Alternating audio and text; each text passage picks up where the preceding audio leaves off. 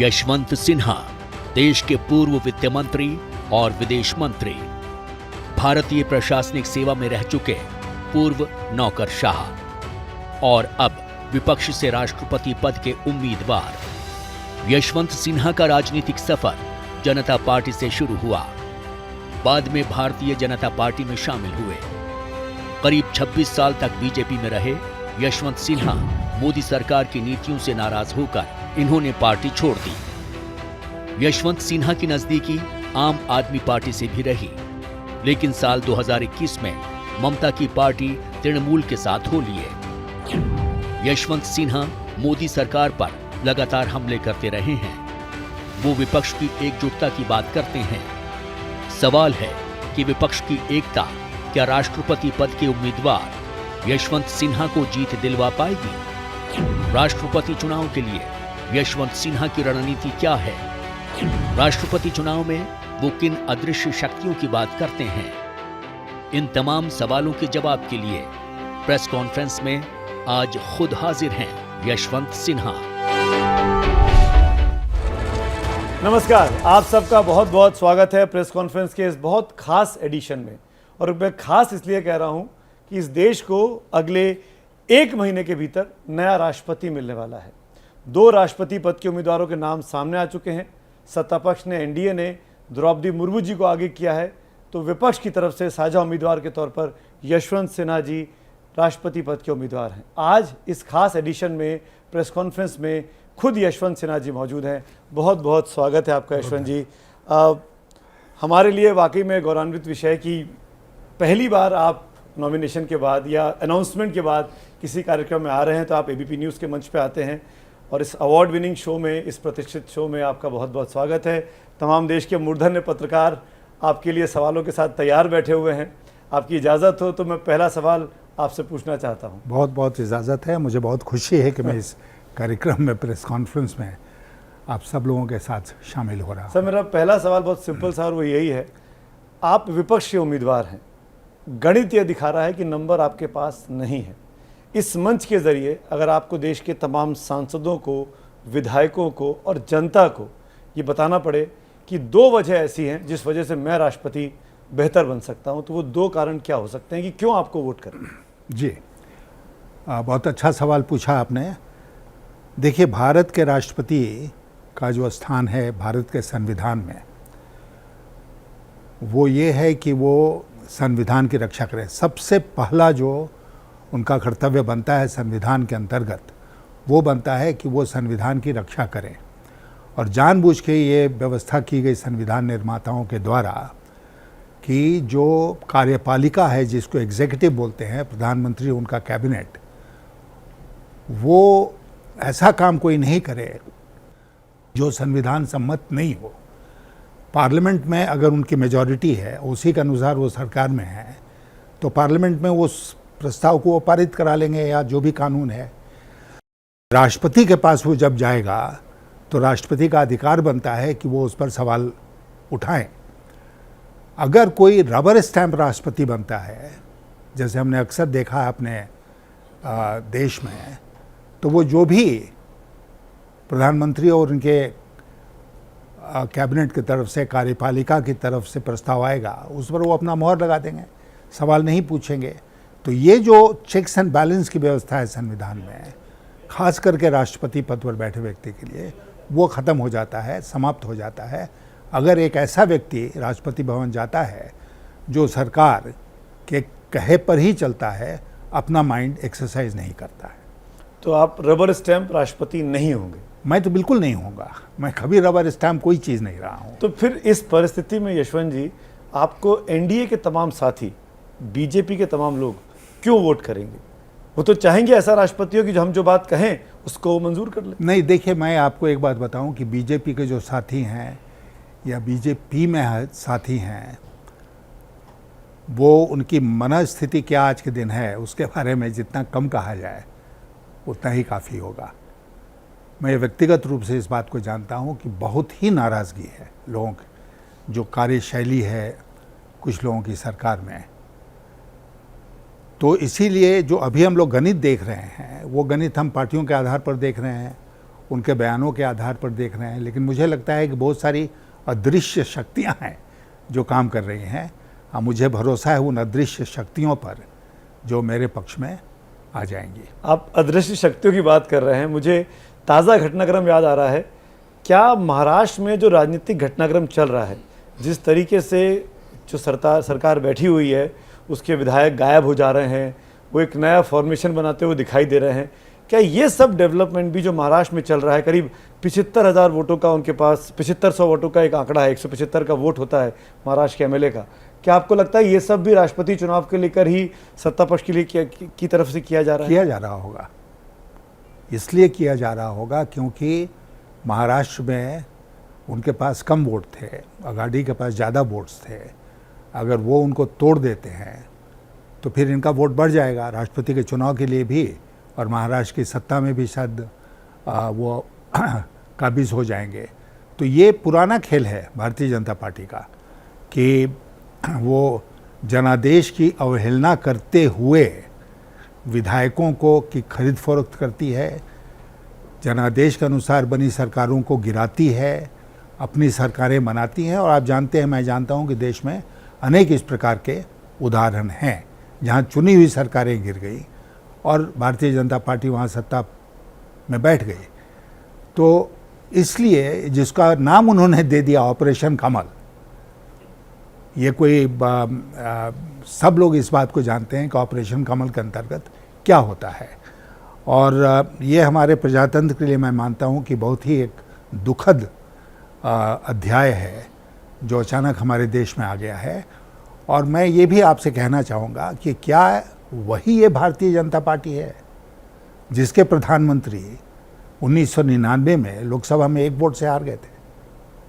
आपको याद है ना, वाजपेयी जी ने क्या कहा था? मंडी सजी हुई थी, मंडी में माल भी था, माल बिकाऊ भी था, लेकिन हमने खरीदना उचित नहीं समझा। भारत सरकार के लिए 1, 2, 10 सांसद अपनी तरफ कर लेना कोई मुश्किल काम नहीं है, लेकिन एक वोट से हार गई वो सरकार। दोबारा सत्ता में वो दूसरी बात है।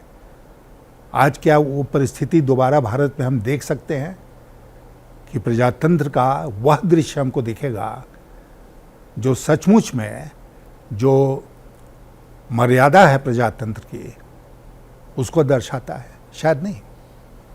आपकी जो प्रतिद्वंदी हैं इस मुकाबले में सामने, द्रौपदी मुर्मू जी, आदिवासी हैं, उड़ीसा से आती हैं, एमएलए रहीं, गवर्नर रहीं, इस मुकाबले को आप कैसे देखते हैं, यशवंत सिन्हा बनाम द्रौपदी मुर्मू? देखिए, जितने लोग हम लोग यहाँ बैठे हैं, हम लोगों का या पूरी मानवता का ये चॉइस नहीं होता है कि हम कहाँ पैदा होंगे।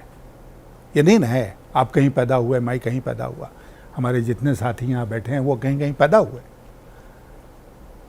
तो ये जो एक आइडेंटिटी की लड़ाई राजनीति में हो रही है, मैं समझता हूँ कि अपने आप में ये गलत है। द्रौपदी मुर्मू जी जो हैं वो एक समुदाय में पैदा हुई, एक परिवार में पैदा हुई। मैं भी एक समुदाय, एक परिवार में पैदा हुआ। न उनका कंट्रोल उसके ऊपर था, न मेरा कंट्रोल उसके ऊपर था। तो इसलिए उसको आइडेंटिटी को प्रजातंत्र में सबसे बड़ा मुद्दा बनाना मुझे लगता है कि गलत है। और मैं साफ शब्दों में कहना चाहता हूँ आपसे कि ये आइडेंटिटी की लड़ाई नहीं है। राष्ट्रपति का चुनाव आज के दिन एक आइडियोलॉजी की लड़ाई है। एक तरफ एक आइडियोलॉजी है, दूसरी तरफ दूसरी आइडियोलॉजी है। और जो इसका इलेक्टोरल कॉलेज है उसके सदस्यों को तय करना पड़ेगा कि वो इधर हैं या उधर हैं। आप इलेक्टोरल कॉलेज की बात कर रहे हैं, मैं आपको कुछ सुनाना चाहता हूँ। हमारे पास एक रिएक्शन आया है द्रौपदी मुर्मू जी के नाम के अनाउंसमेंट के बाद। इनको सुनिए, फिर मैं आपसे अगला सवाल पूछता हूँ। देखिए, आपको कितनी उम्मीद है कि वो राष्ट्रपति बनेंगे? उम्मीद तो कोई खास नहीं है, क्योंकि जानते हैं मेजॉरिटी तो बीजेपी के साथ है, इसलिए। और फिर कैंडिडेट भी उन्होंने बहुत अच्छा चुना है, इसलिए थोड़ा मतलब कोई खास उम्मीद नहीं है, लेकिन खैर फिर भी आप ये बड़ी बात है, आप बड़ा दिल दिखा रही हैं और ये भी कह रही हैं कि कैंडिडेट उन्होंने अच्छा चुना है। सो तो है। आपकी धर्मपत्नी अपने घर में ही वो कह रही है कि आपके जीतने के चांसेस कम है। हाँ, ठीक है। परिवार में हमारे परिवार में हर व्यक्ति स्वतंत्र मिजाज का है। दूसरी तरफ की बात छोड़ दीजिए, जहाँ पर कि स्वतंत्रता को लोग टॉलरेट नहीं करते हैं, हमारे यहाँ परिवार में भी हर व्यक्ति का स्वतंत्र मत है। आप जानते हैं मेरा पुत्र जो है वो भारतीय जनता पार्टी में है। आज मैंने देखा उसका बयान मीडिया में कि मैं तो अपने धर्म का पालन करूंगा और भारतीय जनता पार्टी का सदस्य हूँ, भारतीय जनता पार्टी को वोट दूंगा उम्मीदवार को। तो इसमें मुझे कोई गिला शिकवा शिकायत नहीं है, बल्कि मैं इसका क्रेडिट लेता हूँ कि हमने परिवार में लोगों को ऐसा ब्रिंगअप किया, ऐसी ट्रेनिंग दी कि वो अपने स्वतंत्र मिजाज के अनुसार काम करते हैं और हमारा कभी कोई दबाव नहीं रहा उनके ऊपर कि आप मेरे बताए हुए रास्ते पर चलो। और इसीलिए हमारे जितने बच्चे हैं उन लोगों ने अपना रास्ता खुद चुना। यशवंत जी, आप कह रहे हैं कि बीजेपी में बहुत असंतोष है और अदृश्य शक्तियां काम कर रही हैं। तो जब आप विपक्ष के साझा उम्मीदवार हैं तो विपक्ष ही अब दिख रहा है कि बटा हुआ है और अभी जो संभावनाएं दिख रही हैं कि जेएम एवं ऐसी पार्टी भी क्या कहते हैं कि द्रौपदी मुर्मू को समर्थन कर रही है। तो ऐसे में उन अदृश्य शक्तियों पर आपका इतना भरोसा कैसे है जबकि आपका कुनबा ही यूनाइट नहीं है? देखिए, जहाँ तक झारखंड मुक्ति मोर्चा का सवाल है तो वो उस बैठक में थे विपक्षी दलों के जिसमें ये फैसला लिया गया, वो फैसले में साझेदार थे। अगर उसके बाद भी ये लोग बदलते हैं तो मैं इतना ही कहूँगा कि ये दुर्भाग्य की बात है। लेकिन अगर मैं आज लड़ाई में हूँ तो मैं हूँ। अब उस लड़ाई का नतीजा क्या होगा वो दूसरी बात है। आप जब लड़ाई में जाते हैं तो बराबर ये सोचकर नहीं जाते हैं ना कि हम विजयी होंगे। विजय प्राप्त करने के लिए ही लड़ा जाए और अगर हार दिखे तो वापस आ जाए तो इस विश्व का इतिहास ही कुछ दूसरा होता। तो इसलिए अभी भी वक्त है, हमारे साथी और हम सब लोग लगे हुए हैं और जैसा हमने कहा कि बहुत खेल बाकी है, खेला होबे। खेला होबे। लेकिन जब आपका नाम अनाउंस हुआ उस शाम तक द्रौपदी मुर्मू जी का नाम नहीं था। आपके नाम के अनाउंसमेंट के करीब 3 घंटे के बाद बीजेपी की बैठक होती है और शाम तक रात को 9 साढ़े 9 बजे द्रौपदी मुर्मू जी का नाम अनाउंसमेंट एनडीए की तरफ से होता है। ऐसे में जेएमएम जब आपके साथ बैठी थी तब उसको नहीं पता था कि एक ऐसी आदिवासी नेता का नाम सामने आने वाला है जो उसके लिए आदिवासी अस्मिता के नाम पर उनके पास जाना पड़ेगा। तो अगर जेएमएम वहाँ वोट करती है तो आपको दुख नहीं होना चाहिए? नहीं, इसलिए नहीं हमको दुख होगा कि जब उन्होंने कहा कि हम सहमत हैं यशवंत सिन्हा के नाम पर, ये हमारे साझा उम्मीदवार बने हैं, और उधर से घोषणा नहीं हुई थी तो वो जानते थे कि उधर से घोषणा उधर से कोई आएगा कैंडिडेट। तो ये तो उन्होंने नहीं कहा ना उस मीटिंग में कि कंडीशनल है उनके उम्मीदवार के ऊपर। तो इसीलिए मैं ये कह रहा हूँ कि उस मीटिंग में जितने लोग थे, जितनी पार्टियाँ थीं जिन्होंने तय किया कि मुझे लड़ना चाहिए, वो अगर अब पीछे हटते हैं तो मुझे इस पर तकलीफ होगी। ठीक, आरती जी। यशवंत जी, आपने द्रौपदी मुर्मू जी को लगभग रबर स्टैम्प प्रेसिडेंशियल कैंडिडेट बोला, मतलब कि जब वो प्रेसिडेंट बनेंगी तो वो रबर स्टैम्प होंगी। एक तो ये प्रश्न है कि आप भी अपोजिशन की तरफ से कैंडिडेट है तो आप रबर स्टैम्प क्यों नहीं होंगे, या इससे पहले जो प्रेसिडेंट्स रहे हैं क्या वो भी रबर स्टैम्प्स है? दूसरी बात ये कि आपने एक महिला जिसने बहुत परिश्रम करके पूरी जीवन की जितनी भी उनकी परिस्थितियां थी उनको एक तरफ हटा के उसने परिश्रम से वो कहीं पहुंची, आप उस महिला की जो परिश्रम है, जो कैपेसिटी है, जो टैलेंट है, उसको बिल्कुल नज़रअंदाज करके आप उनको कह रहे हैं कि वो रबर स्टैम्प होंगी, जैसे कि उनकी कोई अपनी आइडेंटिटी नहीं है या अपनी थिंकिंग नहीं है या इंटेलिजेंस नहीं है। ऐसा मैंने नहीं कहा। रबर स्टैम्प, बहुत इंटेलिजेंट लोग भी रबर स्टैम्प होते हैं। और एक बात मैं कह दूं, आपको शायद लगता होगा कि मैं बहुत संपन्न परिवार से आता हूँ। मैं एक ऐसे परिवार में पैदा हुआ और उस परिवार में मेरे बचपन के दिन गुजरे जिसमें अक्सर ये अवसर आता था जब परिवार में हम ये नहीं जानते थे कि अगला मील हमें मिलेगा कि नहीं मिलेगा। अब उसका एग्जीबिशन बनाया जाए तो उसको हमने उचित नहीं माना, इसलिए हमने कभी नहीं कहा कि मेरा ये बैकग्राउंड है। मैं भी एक गरीब परिवार में पैदा हुआ, मैं भी बहुत मामूली स्कूल में गया, मामूली कॉलेज में गया, मैं विदेशों में पढ़ने नहीं गया, लेकिन अपने दमखम पर, अपने मेरिट पर मैंने कुछ हासिल किया, जिससे कि समाज में बैठे आज लोगों को, आप जैसे लोगों को भी, कि मन में धारणा ये है कि मैं बड़े संपन्न परिवार से आता हूँ, शायद मैं बड़े अच्छे स्कूल में गया हूँगा, विदेशों में पढ़ने गया हूँगा। आप जानते हैं, जब मैं कॉलेज में गया तो मुझे अंग्रेज़ी बोलनी नहीं आती थी। कॉलेज में जब मैं गया तो मुझे अंग्रेज़ी बोलने नहीं आती थी। परिश्रम किया मैंने, और परिश्रम करके मैंने इंटर यूनिवर्सिटी अंग्रेज़ी के डिबेट में टॉप स्थान प्राप्त किया। तो परिश्रम किया। तो मुझे द्रौपदी मुर्मू जी का जो बैकग्राउंड है उसको मैं जानता हूँ, लेकिन आप मेरे बैकग्राउंड को नहीं जानती हैं, इसलिए आप इस तरह का सवाल। इसीलिए तो इसीलिए मैं कह रहा हूँ कि आप, अब रबर स्टैम्प की बात आपने कही, बिल्कुल मैं दावे के साथ ये कह रहा हूँ कि वो रबर स्टैम्प राष्ट्रपति बनेंगी, इसमें कोई शक नहीं है। और जो चाहेंगे मोदी जी और जो सरकार चाहेगी वही होगा। आप आने वाले दिनों में देखिएगा। तो यशवंत जी, आपको लगता है कि देश को पहली बार एक ट्राइबल प्रेसिडेंट मिलने वाला है, उसलिए आपको खुद ही वॉलंटरली अपना नॉमिनेशन वापस ले लेना चाहिए? देखिए, इसके पहले सर्वसम्मति से एक ट्राइबल प्रेसिडेंट, सर्वसम्मति का प्रयास हुआ सरकार की तरफ से। शायद राजनाथ सिंह और नड्डा साहब बात कर रहे थे तो उन्होंने बताया, उनसे तो अब जितने विपक्षी दल थे उन्होंने कहा कि जब हमने पूछा कि आपका कौन उम्मीदवार होगा तो उन्होंने मना कर दिया, हम नाम नहीं बताएंगे। क्यों नहीं बताया नाम? क्यों नहीं गंभीर चिंतन हुआ इस बात को लेकर कि एक साझा उम्मीदवार बने, उसमें कुछ कॉम्प्रोमाइज़ होता, कुछ फार्मूला निकलता, सब लोग उसको मानते।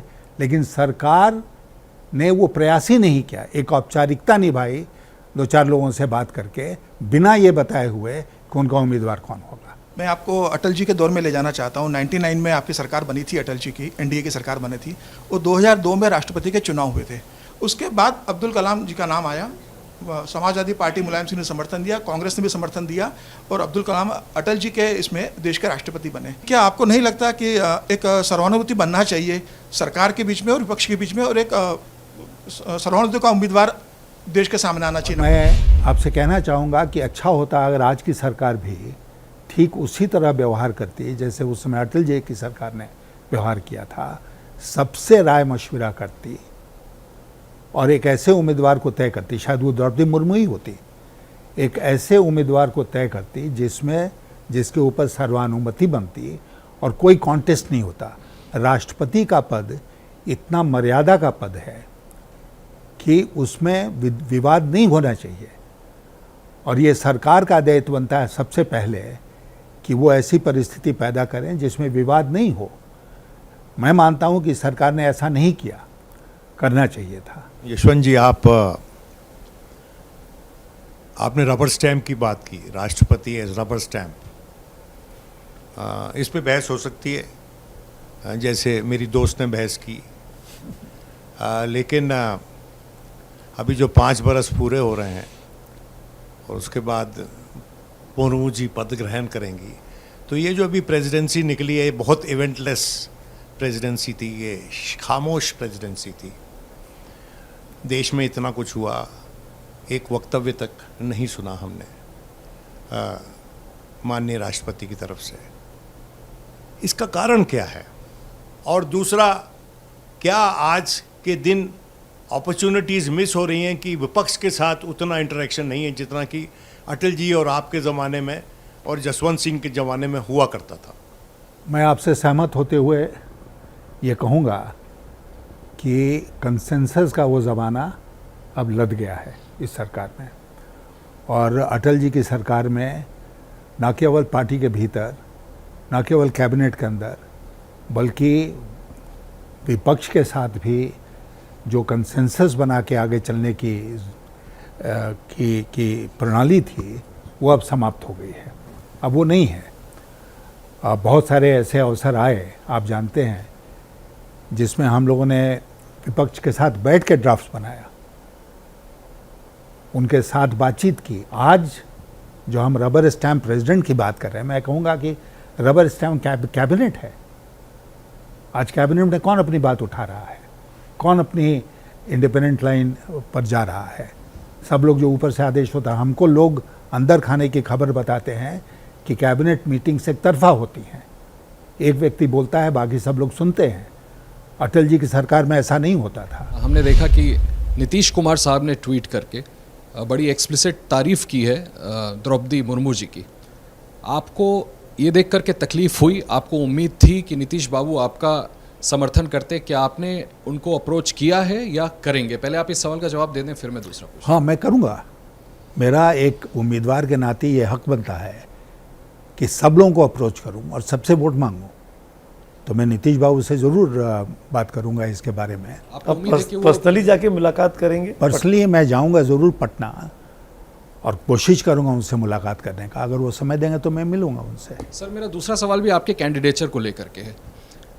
क्रिकेट में जैसे होता है ना कि सलामी बल्लेबाज नहीं है तो first down, second down, third down किसी को भी भेज दो ओपन करने के लिए। आप फर्स्ट चॉइस नहीं थे। शरद पवार साहब ने इनकार किया तो डॉक्टर फारूक अब्दुल्ला साहब ने इनकार किया तो गोपाल कृष्ण गांधी जी ने इनकार किया तब यशवंत सिन्हा। तो आपको नहीं लगता है सर कि जब आप फर्स्ट चॉइस ही नहीं थे तो आप वो कॉन्फिडेंस कैसे इंस्पायर करेंगे? देखिए, ऐसा है कि एक इंटरव्यू में भी हाल में मैंने कहा कि मैं अक्सर सेकंड चॉइस रहा हूँ। मेरे लाइफ की कहानी ये है कि मैं फर्स्ट चॉइस नहीं रहा, अक्सर मैं सेकंड चॉइस रहा हूँ। लेकिन सेकंड चॉइस होते हुए भी हम उस पद पर चले गए या वो अवसर हमें मिल गया। फिर जो कुछ मुझे करना था वो मैंने किया। और मजाक में हमने ये कहा कि इस बार मैं चौथा उम्मीदवार हूँ, सेकंड भी नहीं, चौथा, जैसा आपने कहा। तो 2 का दुगना होता है 4, तो इसलिए जीत की संभावना उससे हमारी दुगनी हो गई। आपकी कैंडिडेचर के अनाउंसमेंट से पहले क्या शरद पवार साहब ने नवीन पटनायक या वाईएसआर या फिर जो आशीष करे थे, नीतीश कुमार, इन सब से सलाह मशवरा किया था कि आपको उम्मीदवार बनाया जाए, उससे पहले उनका सपोर्ट मिले? मैंने उनसे पूछा नहीं है इस प्रश्न को कि आपने सबसे बात की थी कि नहीं, इसलिए मैं इस प्रश्न का उत्तर देने में असमर्थ हूँ। ये जो बीच की पार्टियां हैं जिन्होंने क्लियर नहीं किया अभी तक, क्या आपको उम्मीद है कि वो आपके साथ आएंगी? जैसे वाईएसआर, जैसे टीआरएस, जैसे आम आदमी पार्टी। नहीं, उम्मीद तो हमारी है और मुझे पूरा विश्वास है कि जो लोग हमारा समर्थन कर रहे हैं, राजनीतिक दल के लोग, वो इसमें प्रयास करेंगे। और आप जानते हैं कि महाराष्ट्र में एक संकट आ गया सरकार को लेकर, जिसके चलते पवार साहब को जाना पड़ा वहाँ पर। लेकिन पवार साहब किंग पिन थे एक तरह से। ये पूरी जो साझेदारी बनी उसके किंग पिन वही थे, उन्हीं के नेतृत्व में ये सब कुछ हो रहा था। और वो वहाँ से फारिग होते हैं महाराष्ट्र से तो फिर लगेंगे, इसमें मुझे पूरा विश्वास है। क्या आपको लगता है कि जयंत सिन्हा जी के साथ राजनीतिक तौर पर गलत हो गया? जो देश का वित्त राज्य मंत्री था, धीरे धीरे कर भारतीय राजनीति में, बीजेपी की राजनीति में वो अब साइडलाइन दिखाई देते हैं क्योंकि उनके पिता मुखर विरोधी हैं प्रधानमंत्री। अगर ये कारण है उनको साइडलाइन करने का, तो मैं मानता हूँ कि बहुत गलत है। और आप भी जानते हैं इस बात को, मैं भी जानता हूँ कि वो बिल्कुल निष्ठा के साथ भारतीय जनता पार्टी में लगे हुए हैं, उसका काम करते हैं।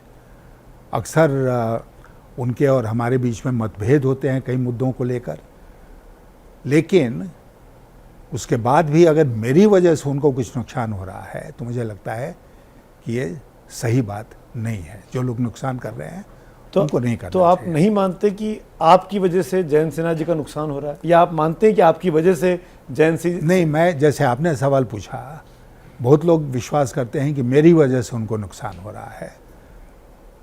मैं जानता नहीं हूँ, हो सकता है कि ये सच हो, लेकिन मैंने जोर दे के बार बार इस बात को कहा है कि हम 2 अलग अलग व्यक्तित्व हैं। आप इतने विरोधी क्यों हैं नरेंद्र मोदी के? आप जब से नरेंद्र मोदी जी का नाम चला, 13 से 14 में वो प्रधानमंत्री बने, आज 8 साल से वो देश के प्रधानमंत्री हैं, ऐसा लगता है कि कोई पर्सनल आप लोगों की इक्वेशन में गड़बड़ी है, कहीं कुछ ऐसी चीज़ है जो यशवंत सिन्हा जी कभी खुलकर बताए नहीं शायद, या क्यों इतनी नफरत है आपको नरेंद्र मोदी जी और उनकी नीतियों से? मुझे कोई नफरत नहीं है नरेंद्र मोदी से, व्यक्तिगत रूप से किसी व्यक्ति से मैं नफरत नहीं करता हूँ। लेकिन अगर नीतियों को लेकर मतभेद है तो है, क्योंकि मैं एक ढंग से सोचता हूँ, वो लोग हो सकता है दूसरे ढंग से सोचते हों। मैं आपको याद दिलाना चाहूँगा कि 2013 की बात होगी ये शायद, 14 में चुनाव हुए और उस समय मैंने कहा था एक पत्रकार को, जो रिकॉर्ड पर है, कि भारतीय जनता पार्टी को अगर इस चुनाव में जीतना है तो हमें नरेंद्र मोदी को आगे करके प्रधानमंत्री के पद का दावेदार बनाकर इस चुनाव को लड़ना चाहिए, तब भारतीय जनता पार्टी की जीत होगी। किस आधार पर कहा था? क्योंकि मैं देश का जो नब्ज़ था उसको मैं महसूस कर रहा था, पहचान रहा था, इसलिए व्यक्तिगत कुछ नहीं था उसमें। और इस बयान के बाद नरेंद्र मोदी ने खुद हमको फ़ोन करके कहा कि भैया आपका बहुत धन्यवाद कि आपने इस तरह की बात कही मेरे बारे में। व्यक्तिगत कुछ नहीं है। धीरे धीरे करके एक ऐसा समय आया 2-3 साल के बाद जब मुझे लगा कि खास करके आर्थिक नीतियों के मामले में सरकार गलत रास्ते पर जा रही है। नोटबंदी के समय भारत की अर्थव्यवस्था का विकास दर 8% सालाना से ऊपर था और वो घटते 3-4 वर्षों में 4% पर आ गया। विकास दर आधा हो गया और फिर उसके बाद कोविड आ गया, तो कोविड में तो हम माइनस में चले गए। तो ये सब बातें जो हैं, आंकड़े हैं, इसका हम लोग विश्लेषण नहीं करते हैं, कोई जानता नहीं है, इसलिए हम भूल जाते हैं इन बातों को। लेकिन मैं मानता हूँ कि डिमोनेटाइजेशन एक स्कैम था और उसको, काला धन जितना था देश में, उसको सफ़ेद करने का एक मौका मिल गया। मुझे याद आ रहा है कि 2017 या 18 में, correct me if I am wrong sir, आपने चिट्ठी लिखी थी, आप मिलना चाहते थे प्रधानमंत्री से। आपने कहा था पब्लिक फोरम पर आकर कि मैं समय मांग रहा हूँ, मुझे मिलना है। क्या हुआ उसके बाद? समय मिला, नहीं मिला? हाँ, मैं बताता हूँ आपको जी। 2016 की बात है ये। अच्छा। अक्टूबर 2016। उस समय जम्मू और कश्मीर में, खास करके कश्मीर में, स्थिति बहुत ही भयानक थी। इतनी हिंसा वहाँ पर हो रही थी जिसकी कल्पना बाकी बैठे हुए देश के लोग नहीं कर सकते थे। तो दिल्ली में एक बैठक हुई कुछ लोगों की, मैं भी गया उस बैठक में। उसके बाद ये हुआ कि एक टीम को श्रीनगर जाना चाहिए और वहाँ की स्थिति का अध्ययन करना चाहिए। मैं भी उस टीम में शामिल हो गया और ये ग्रुप श्रीनगर गया। मैंने महसूस किया कि जम्मू और कश्मीर में अभी भी शांति स्थापित हो सकती है अगर हम संवाद का, डायलॉग का रास्ता पकड़े। तो हमने श्रीनगर से ही फ़ोन किया पीएमओ में। मैंने कहा कि मैं कौन बोल रहा हूँ, ये मुझे प्रधानमंत्री जी से मिलना है, तो मैं फ़लाँ दिन को दिल्ली लौटूंगा, उसके बाद का कोई समय आप लोग मुकर्रर कीजिए। उन्होंने नोट कर लिया। उसके कुछ दिनों के बाद जब मैं दिल्ली लौट कर आया तो मैंने फिर फ़ोन किया कि भाई क्या हुआ हमारे मिलने का। उसके बाद भी फ़ोन किया, क्या हुआ मेरे मिलने का। उन्होंने कहा हाँ, हम लोगों ने बता दिया है।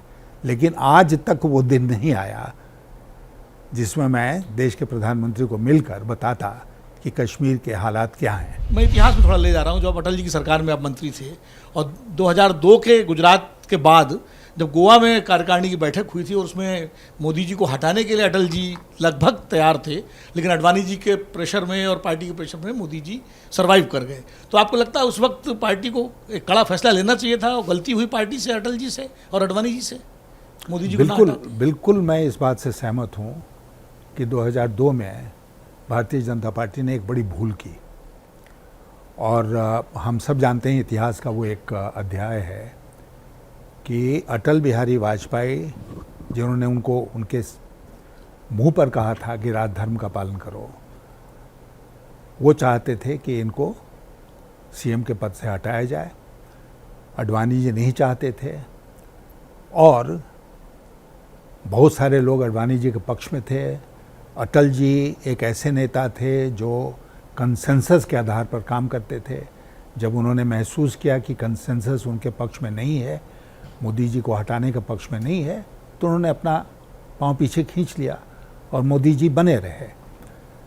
ये उस समय का इतिहास है। और गोवा, आपने ठीक कहा कि गोवा की राष्ट्रीय कार्य समिति की बैठक में ये सब कुछ हुआ। लेकिन यशवंत जी बुरा नहीं मानिएगा, I have a counter question to Vinod ji. 2002 में वो कार्यकारिणी हुई, 2004 तक आपकी सरकार रही, आप उस सरकार में बहुत अहम पद पर बैठे हुए थे, सीसीएस का हिस्सा थे आप। आपने एक बार भी नहीं कहा कैबिनेट में कि क्या? अपना विरोध कि गुजरात में हमको मुख्यमंत्री बदलना चाहिए या नरेंद्र मोदी जी ठीक काम नहीं कर रहे हैं? अब देखिए, कैबिनेट में और सीसीएस में क्या बातचीत हुई वो तो गोपनीय होती है, तो यहाँ खुलासा करना उसका उचित मैं नहीं मानता हूँ। आपको कोई पब्लिक स्टेटमेंट नहीं है? नहीं, कोई रामविलास पासवान छोड़ के चले गए थे उस वक्त एनडीए को। हाँ, फिर वापस भी आ गए। हाँ, फिर वापस भी आ गए। हाँ, पर आपकी तरफ से कोई स्टेटमेंट नहीं देखा? नहीं हुआ, क्योंकि हम सरकार के भाग थे और जैसा आपने कहा कि एक अहम पद पर थे, कैबिनेट कमेटी ऑन सिक्योरिटी के सदस्य थे, और मुझे जो कुछ कहना था मैं सरकार के भीतर कह रहा था। बाहर कुछ कहने की ज़रूरत इसलिए क्योंकि वो नियमों के अनुसार नहीं होता, मान्यताओं के अनुसार नहीं होता कि अगर मैं इंडिपेंडेंट हो जाए जैसे आज मैं हूँ, तो मैं अपनी बात जनता के बीच में रखता। उस समय मैं प्रधानमंत्री के सामने रखता। ठीक। अभी तक इस प्रेस कॉन्फ्रेंस में जितनी बातें आपने कही हैं उसमें 2-3 विरोधाभास मुझे दिख रहे हैं। आपने सबसे पहले अटल जी का जिक्र किया कि उन्होंने 1 वोट से अपनी सरकार गिर जाना मंजूर किया, लेकिन मंडी सजी हुई थी, खरीदना मंजूर नहीं किया। और आपने अभी अपनी ही टिप्पणी में जिक्र किया कि भाजपा के अंदर असंतोष बहुत है, इसलिए आपको आशा है, मतलब कहीं ना कहीं आप क्रॉस वोटिंग की आशा कर रहे हैं। बेशक आप खरीदने की बात नहीं कर रहे हैं, लेकिन आप क्रॉस वोटिंग की आशा कर रहे हैं। तो क्रॉस वोटिंग भी क्या राजनीति में एक स्वस्थ परंपरा है? आपने जिक्र किया कि 2002 में आप नरेंद्र मोदी जी को मुख्यमंत्री पद से हटाए जाने के पक्ष में थे। 2014 में आप उसी व्यक्ति के प्रधानमंत्री पद की उम्मीदवारी के पक्ष में थे। 2014 के लोकसभा चुनाव में आप लड़ना नहीं चाहते थे, लेकिन 2014 के नवंबर में जब राज्य विधानसभा का चुनाव था झारखंड में, उस समय आप अपने आप को मुख्यमंत्री पद के प्रत्याशी के रूप में प्रोजेक्ट करवाना चाहते थे। तो ये सारी बातें क्या विरोधाभासी नहीं है? एक तो अंतिम सवाल जो आपका था उसी से शुरू करते हैं जी। मैंने कभी अपनी दावेदारी झारखंड के मुख्यमंत्री के रूप में नहीं पेश की। ये पता नहीं कहाँ से ये चल पड़ा कि हम मरे जा रहे हैं मुख्यमंत्री बनने के लिए। हाँ, हम देश के ऐसे पदों पर रहे हैं सर जिसमें मुख्यमंत्री आते थे हमसे मिलने, तो इसलिए वहाँ से उस ऊंचाई से हम मुख्यमंत्री की निचाई पर पहुँचे, ये मुझे खुद ही मंजूर नहीं था। तो इसलिए वो तो बिल्कुल एक अफवाह फैलाई जाती थी कि हम मुख्यमंत्री बनना चाहते हैं और उसके लिए प्रयास कर रहे हैं। हमने कभी प्रयास नहीं किया और ना हम बनना चाहते थे। एक तो ये बात हो गई। दूसरी बात विरोधाभास का जो आपने कहा कि 2002 और 2013 मोदी जी के विरोधी थे, मोदी जी के पीएम का नाम प्रपोज किया। जो आप देखेंगे उस इंटरव्यू को जिसमें मैंने कहा मोदी जी का नाम लिया था, मोदी जी का नाम, उसमें बिल्कुल मैंने साफ तौर पर कहा था कि अगर भारतीय जनता पार्टी चुनाव जीतना चाहती है तो मोदी जी को आगे करके उनको चुनाव लड़ना चाहिए। मोदी जी चुनाव जिताएंगे उसका ये मतलब हुआ ना, लेकिन मोदी जी ही सर्वगुण संपन्न है ये मैंने कभी नहीं कहा। उस समय देश में एक ऐसी परिस्थिति बन गई थी, आडवाणी जी के नेतृत्व में बीजेपी 2009 का चुनाव हार गई थी। 2014 में एक नए नेतृत्व की तलाश थी। कई कारणों के चलते मोदी जी इमर्ज किए। देश में उस समय एक वातावरण बन गया था कि मोदी जी के नेतृत्व में अगर भारतीय जनता पार्टी चुनाव लड़ेगी तो भारतीय जनता पार्टी को सफलता मिलेगी। उसी को मैं प्रतिबिंबित कर रहा था जब मैंने वो वाक्य या वो इंटरव्यू दिया था। इस वक्त देश में मेरी समझ में जो स्थिति ये है वो बड़ी ही विरोधाभासी किस्म की स्थिति है। एक तरफ राजनीतिक स्थिरता है मोदी जी के नेतृत्व में, बड़ी प्रबल राजनीतिक स्थिरता है, और दूसरी तरफ बहुत ज़बरदस्त सामाजिक उथल पुथल और सामाजिक अस्थिरता है, बहुत सारा सामाजिक असंतोष है। और इतनी विरोधाभासी स्थिति के बाद भी विपक्षी राजनीति और विपक्षी दल उसका कोई भी लाभ नहीं उठा पा रहे हैं। इतना असमर्थ विपक्ष कभी देखा नहीं गया। इसलिए मैं आपसे पूछ रहा हूं कि विपक्षी राजनीति का क्या भविष्य है? देखिए, मैं मानता हूं कि विपक्षी दलों का एकजुट होना और राष्ट्रपति के उम्मीदवार के नाम पर एक व्यक्ति का चयन करना एक शुरुआत है भारत की राजनीति में, और ये यही नहीं थमेगी, ऐसा मेरा विश्वास है कि ये विपक्षी एकता जो उन्होंने दर्शाया है ये आगे भी चलती रहेगी, और जो भूमिका विपक्ष को निभाना चाहिए वो भूमिका विपक्ष निभाएगी भविष्य में। जी, आप राष्ट्रपति पद के उम्मीदवार हैं, आपको शुभकामनाएं। राष्ट्रपति जब आप चुन लिए जाएंगे तो आप तीनों सेनाओं के सर्वोच्च कमांडर भी होंगे, और हाल में सेनाओं को लेकर के जो सरकार की नीतियां आई हैं, जो भर्ती योजना आई है, अग्निपथ योजना आई है, चीफ ऑफ डिफेंस स्टाफ की नियुक्ति को लेकर के उसकी जो प्रक्रिया तय की गई है, इन सब चीज़ों को आप किस तरह देखते हैं, और यदि आप राष्ट्रपति चुन लिए जाते हैं तो क्या इसमें आप कुछ दखल देंगे? मैं बहुत चिंता से इस दृश्य को देख रहा हूँ जो कुछ हो रहा है। अग्निवीर का स्कीम, आप जानते हैं कि अनेक देशों में एक नेशनल सर्विस का कॉन्सेप्ट है कि नौजवानों को मिलिट्री ट्रेनिंग दी जाएगी 2 साल के लिए, कहीं 1 साल के लिए, और उसके बाद वो अपना सामान्य जो भी करियर है उसको परसू करते हैं, स्टडीज़ को परसू करते हैं। ये 4 साल के बाद वो क्या करेंगे, 4 साल में क्या करेंगे, ये नेशनल सर्विस है कि रेगुलर आर्मी सर्विस है, इसके बारे में कुछ पता नहीं। It's neither fish not foul. उसके अलावा ये भविष्य में उनका क्या होगा जो 4 साल आर्मी में रहेंगे, इसके बारे में कोई सरकार की योजना सामने नहीं आई, ठोस योजना। अब वो कहें कि सेंट्रल पैरामिलिट्री फोर्सेस में हम 25% रिजर्व कर देंगे, ये कर देंगे। मैंने तो कहा था एक ट्वीट करके कि अगर सरकार चाहती है कि योजना अग्निवीरों की सफल हो तो उनको 100% 4 साल के बाद 100% उनको एम्प्लॉय करने का गारंटी देना चाहिए। वो सिविल में ही एम्प्लॉयड हों, पैरामिलिट्री फोर्सेज में एम्प्लॉयड हों, लेकिन कहीं ना कहीं उनको एम्प्लॉयमेंट मिलना चाहिए। आप उनको सड़क पर छोड़ देंगे, उनको भारतीय जनता पार्टी का काडर, आर्म्ड काडर बनने के लिए छोड़ देंगे, नाज़ी जर्मनी का एसएस बनने के लिए छोड़ देंगे? क्या इरादा है? क्या इसीलिए आपने ट्वीट में मोदी वीर लिखा? हाँ, इसीलिए लिखा कि आगे चल के ये वहाँ जब अग्निवीर से हटेंगे तो क्या उसके बाद मोदी वीर बनेंगे।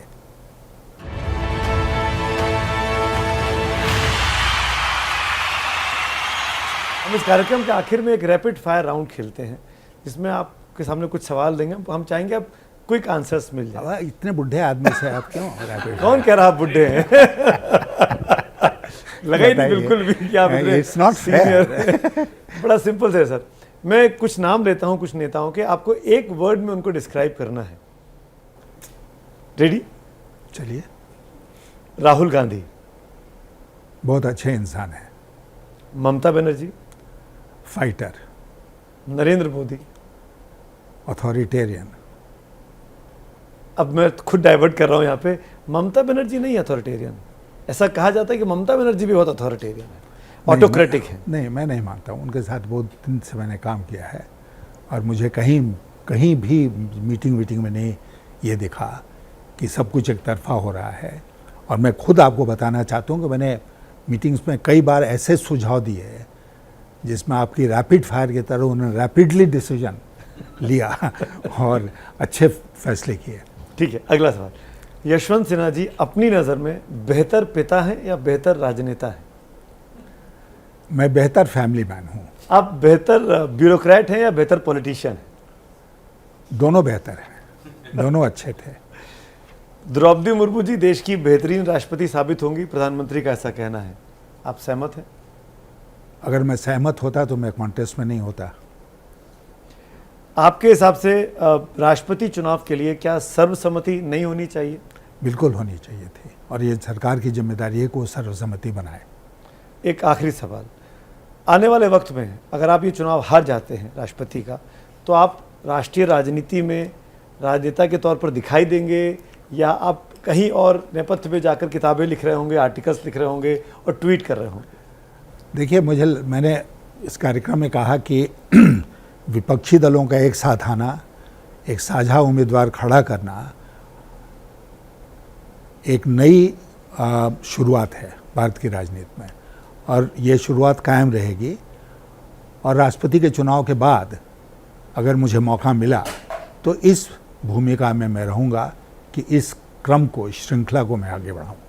बहुत बहुत शुक्रिया यशवंत जी हमसे बात करने के। Thank you so much, it was very entertaining and very engrossing also. Yashwant Sinha ji के साथ एक खास मुलाकात आपने देखी। प्रेस कॉन्फ्रेंस के इस खास एडिशन में हर हफ्ते एक नई शख्सियत के साथ हम हाजिर होते हैं। अगले हफ्ते फिर एक नई शख्सियत के साथ आपके सामने मौजूद रहेंगे। ज़रूर देखिए प्रेस कॉन्फ्रेंस और देखते रहिए एबीपी न्यूज़। बहुत बहुत धन्यवाद।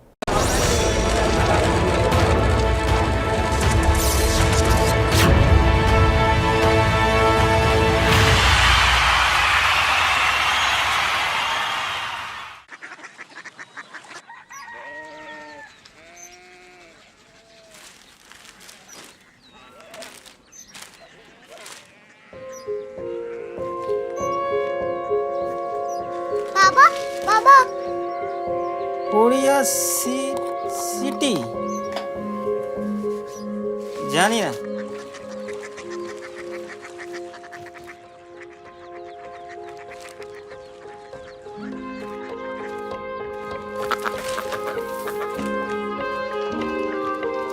Korea city? हाँ।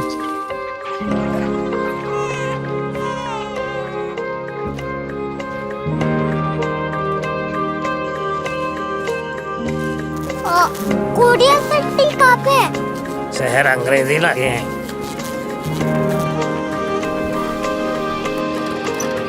Korea city.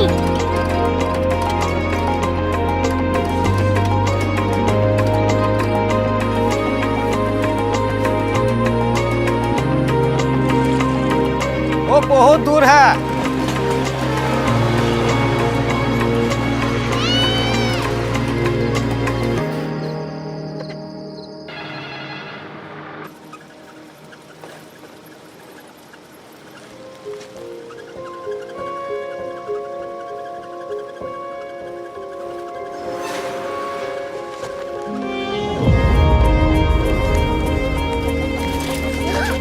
Korea city?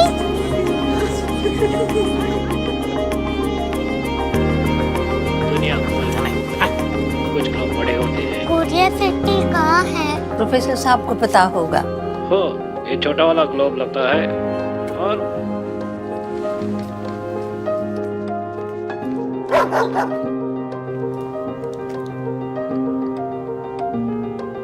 पता नहीं, मेरी बेटी से जाके मिल लो, शायद उसे मालूम हो।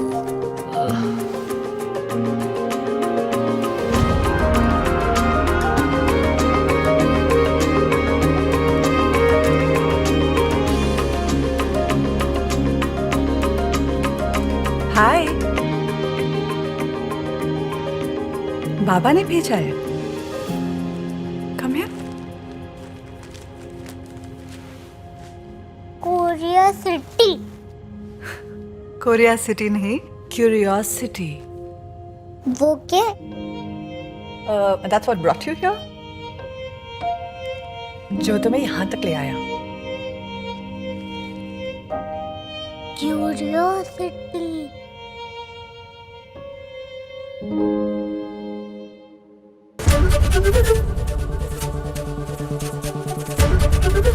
ABP न्यूज आपको रखे आगे।